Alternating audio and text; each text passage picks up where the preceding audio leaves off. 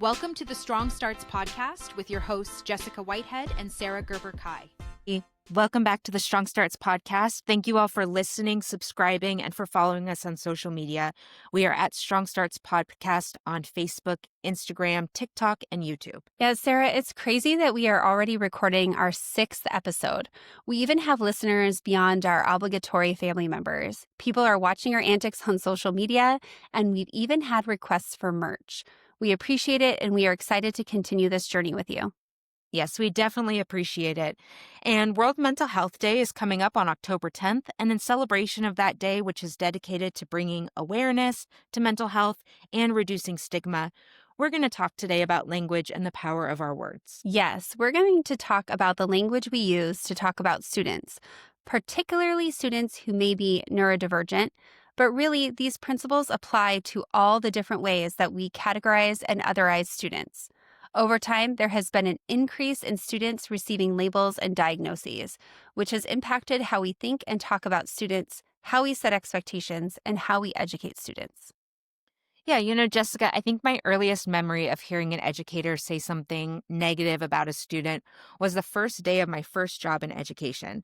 And she was telling me about one of the students that I was going to be working with. And she said, "It's like this student is possessed by the devil."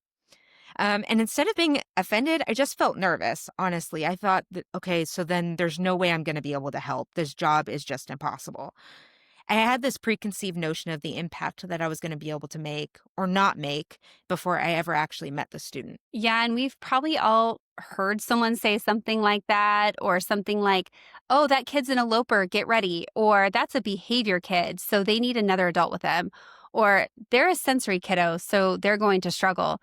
You're right, Sarah. Once we award students that title, that's how they become defined. When in reality, a student may elope from a classroom, say 20 minutes one day, 15 minutes the next day, and 25 minutes the day after that. We're defining them as an eloper for leaving their space 5% of the school day. That means they successfully stayed where they were supposed to 95% of the time. We really do have to be careful about how we are defining students. I know plenty of staff members that don't meet expectations, myself included, 95% of the time. Oh, yeah, me neither. Definitely not 95% of the time. And whether a student is given a label or we create that label, we have to be careful about how we're defining students. Right. And I'm thinking about my own undesirable behaviors, and there's probably many of them, and how quickly I would be labeled. Sarah would agree that between the two of us, I'm the impulsive one or the unhinged one. And to be fair, I've had my moments. I'm sometimes grateful that she just sticks with me through it all. But when you look at the thousands of decisions I make every single day, only a tiny fraction are impulsive.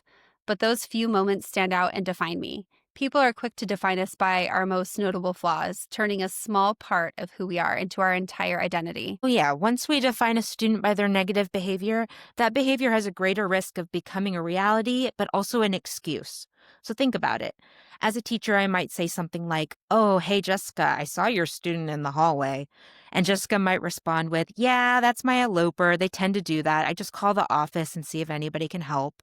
Or, "Oh, yeah, that student's a behavior kid. They always come back from recess like that." And I used to think that labels were really important. They were like this shortcut that gave us important information about how this student was going to learn best. Or they told us about that invisible backpack of trauma and lived experience that a student may enter the classroom with. Labels helped me to advocate for students. They justified the services and the behavior plans. But can we ever really not label students? Probably not. The healthcare system will still need to diagnose children in order to bill insurance companies and deliver treatments, therapies, medication. Schools will still need to identify and label students to get them access to specialized instruction, special equipment, therapies. We're not going to be able to control that. But what we can control is the way we talk about students. There's a difference between the labels students are given for medical diagnoses, how those labels are used, and what labels we create. Are the labels we create giving us permission to set up low expectations? Do we lead discussions with talking about the label? Do we describe students as he's the behavior kid or she is Miss Special Education Teacher's student? Leading with the label becomes an excuse for poor educational outcomes. It rids us of the responsibility to update our practices in order to hold all students to high educational outcomes.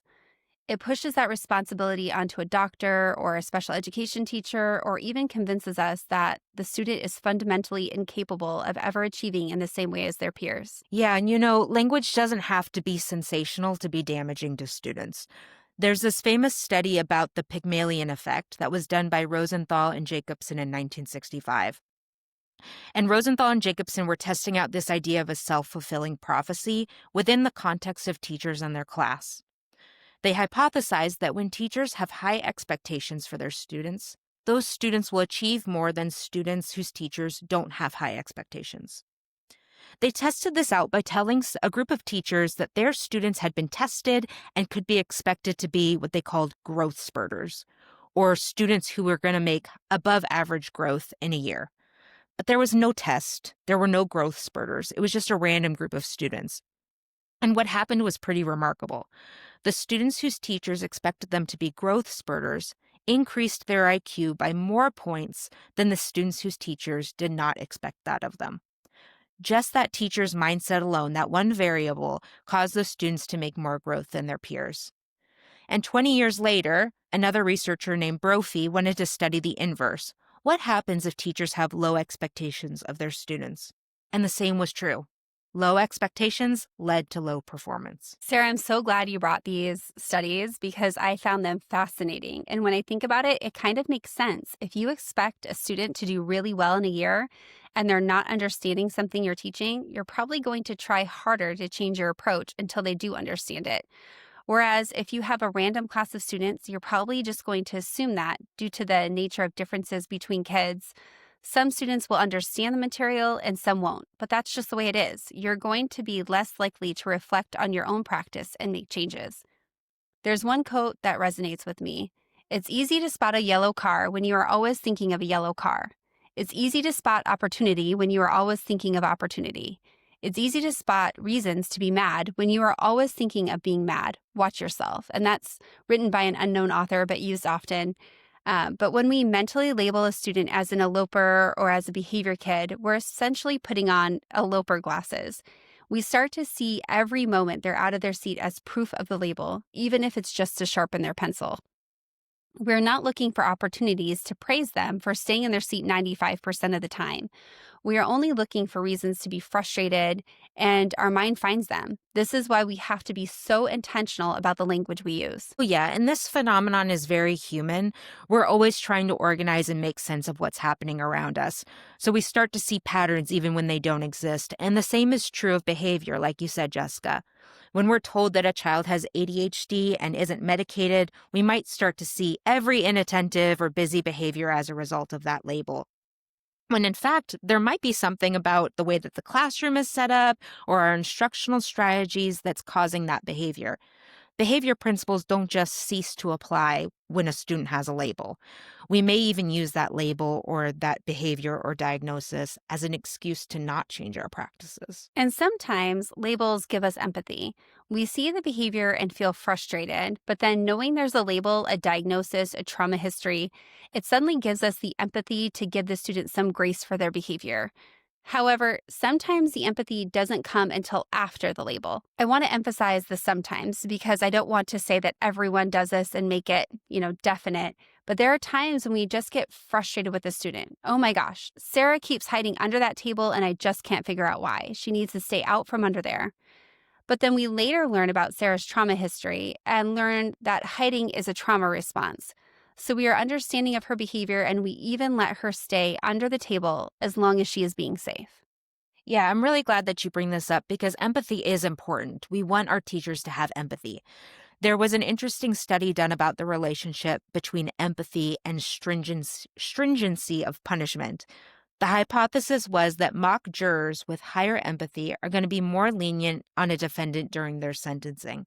And that hypothesis was confirmed by this study. Mock jurors with higher empathy delivered shorter sentences than mock jurors with lower empathy. And so there's a possibility that this same association is happening with how we treat our kids. Are we more lenient towards students that we can relate with? And if so, then the effects of labeling might even have the potential to be more harmful because what we do when we label is we're marking students as other. We're putting more distance between a student's experience and a teacher's experience by talking about them in terms of inherent differences. And I've often wondered if empathy, when it comes to student labels, is a double-edged sword. Do we use a label to justify lowering our expectations for a student, or does it challenge us to raise our expectations for ourselves? Let's say I have a student with a learning disability in reading and gets support in writing. My goal is for them to comprehend articles and write a 5-paragraph essay. But instead of lowering the bar, my empathy leads me to adapt. I might provide accommodations like a graphic organizer, speech to text. To ensure that they meet the same high expectations, they might just take a different path than their peers. The same principle applies to behavior. If a student tends to elope when frustrated, my expectation isn't for them to stay seated no matter what. I modify my approach by providing a break pass or a personal calm down space or a different space in the room for them to go. I'm not lowering the bar, but empowering the student with the tools they need to reach it. Empathy creates a realistic path for every student to meet high expectations. That empathy doesn't have to come after the diagnosis or the label. It can come before. Definitely. So let's paint a picture of how this is going to look. Let's say it's the start of the school year and we want to start off strong. We have our accountability systems in place. We feel supported. We feel optimistic. We're resilient. How are we going to start the school year so that the way we talk about students reflects our high expectations of them? And part of this comes with how we're documenting what it is that they need. So in schools that write notes on students so that the next year's teacher has some idea of who each student is that's coming into their classroom, the language that we use when writing these notes is really important. A strong start would be writing these notes in terms of what I, as the educator, need to do in order to see high growth from that student. Think about it. In Rosenthal and Jacobson's study, those teachers in the experiment group all started the year believing that their students had this above average potential for intellectual growth. And that caused the teachers to adjust their practices throughout the school year in order to make that growth a reality. Those students didn't actually have any unique potential for growth. It was just a random group of kids. It was their teacher's belief in them that was the variable that led to that higher growth. Okay, Sarah, but not every single document can be framed in terms of expectations of the teacher. What about IEPs, discipline referrals, medical notes, and any other papers and documents that come in students' files? Yeah, you're right, Jessica. We can't control all forms of documentation. But when I was a therapist intern, I had this supervisor who gave me a really great piece of advice. She would hand me a client's file from their last therapist and say, "Don't look at this until you've had at least one session." She knew that what I was going to read in that file was going to alter my expectations for how that session would go. But she also trusted that I had the wherewithal and the skill set to be able to navigate that first session and assess the tools that I was going to need in order to help that client get to their goals. Collectively, educators, we have the skills. Collectively, we have the knowledge. If we don't have it, we're going to find a coach or an online class that's going to teach us what we need to know. We need to start our year with the expectation that we will be able to do what has to be done for our students to meet our high expectations, regardless of what's in that file. And I like how you phrase this in terms of the collective, because that's an important use of language for the start of the year as well. Jessica isn't just Miss Sarah's student, she's our student. If Miss Sarah doesn't have the skills to get Jessica to reach the mountain just yet, there's a whole school around Jessica that is just as responsible for getting her to the top of that mountain. We have to stop trying to shift blame and start taking collective responsibility for the outcome of our students. The way we talk about our students matters. Whether labels are created by us or given by a diagnosis can either become a self-fulfilling prophecy of low expectations or a tool for shared responsibility and growth. Yeah, it all comes down to mindset. We can choose to see our students as other, defined by a label or a moment of frustration, or we can choose to see them as ours. They are our kids. And if one of our kids needs support, we as a collective have the skills and the responsibility to provide it. Yeah, it's a simple choice. Do we use labels to take responsibility off of our shoulders, or do we use our language to take shared responsibility? We have the power to stop letting labels define students and start thinking of them as our kids. Language is powerful. Let's use it to lift up our students, not to define them by their struggles. Let's stop shifting blame and start taking collective responsibility for their outcomes.